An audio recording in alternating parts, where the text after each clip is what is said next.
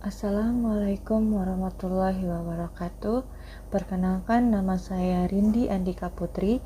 Saya peserta pelatihan dasar CPNS Kabupaten Belitung Timur tahun 2022 dengan angkatan 2, kelompok 3, nomor daftar hadir 26. Pada video kali ini saya akan menyampaikan learning journal berupa pengalaman belajar saya pada agenda 4. Materi yang saya dapatkan dari coach yakni membuat rancangan aktualisasi dan mengenai indikator penilaian.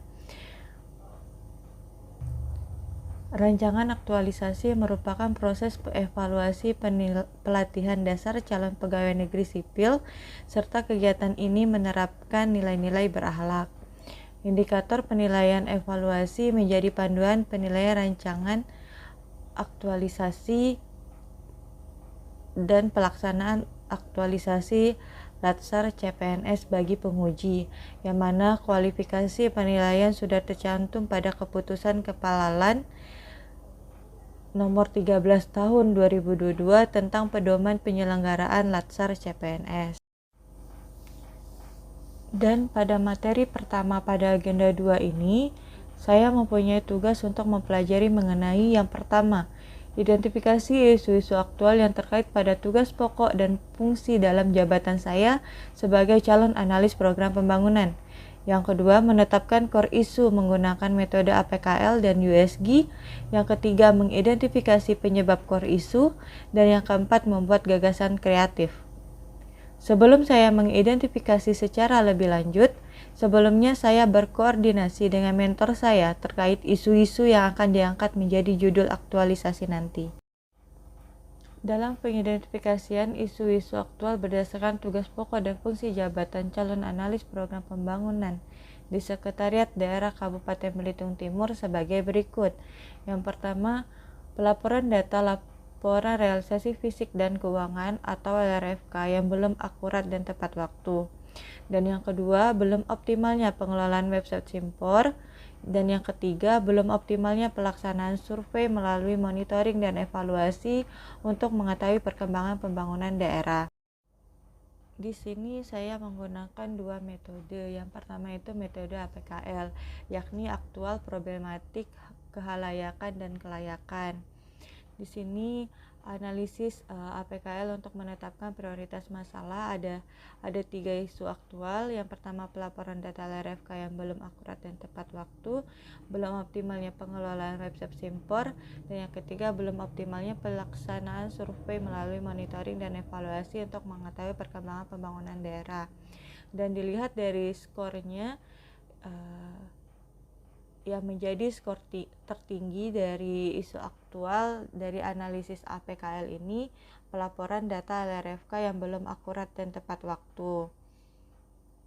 Hal ini dapat disebabkan oleh beberapa faktor sebagai berikut. Yang pertama, ketepatan waktu pelaporan dan penyimpanan data LRFK. Yang kedua, bahan pelaporan LRFK. Dan yang ketiga, rapat koordinasi setiap bulan. Untuk menentukan faktor penyebab isu, maka faktor-faktor penyebab isu tersebut dianalisis menggunakan metode analisis USG, yaitu urgency, seriousness, dan grow dengan rentang skor 1-5. Berikut hasil proses penetapan penyebab masalah dengan metode USG, yang dimana didapatkanlah penyebab utama isu adalah ketepatan waktu pelaporan dan penyimpanan data laporan realisasi fisik dan keuangan. Identifikasi penyebab core isu yaitu ketepatan waktu pelaporan dan penyimpanan data LRFK. Dalam penyampaian pelaporan setiap bulannya masih ada keterlambatan karena belum tersedianya SOP penetapan tanggal kepada organisasi perangkat daerah terkait. Selain itu, penyampaian soft copy yang belum satu pintu menyebabkan miskomunikasi antar staf. Untuk solusinya, maka dibutuhkan digitalisasi penyimpanan data hasil pembangunan fisik daerah berbasis Google Drive. Google Drive bisa menjadi salah satu alternatif penyimpanan data Excel, laporan realisasi fisik dan keuangan yang dapat menunjang kinerja OPD terkait dengan publikasi karena penyimpanan data yang aman serta bisa diakses dimanapun dan kapanpun selama koneksi internet terhubung. Selanjutnya gagasan kreatif, yang dimana yang pertama meminta dukungan kepala bagian perekonomian, pembangunan, dan sumber daya alam yang bertindak sebagai mentor, dan yang kedua melakukan pengumpulan data soft copy hasil RFK daerah, dan yang ketiga melakukan pengelompokan data yang telah diperoleh, dan yang keempat melakukan pengunggahan soft copy data yang telah dikelompokkan ke dalam aplikasi Google Drive. Demikian video saya kali ini. Semoga bermanfaat dan terima kasih telah menyaksikan. Wassalamualaikum warahmatullahi wabarakatuh.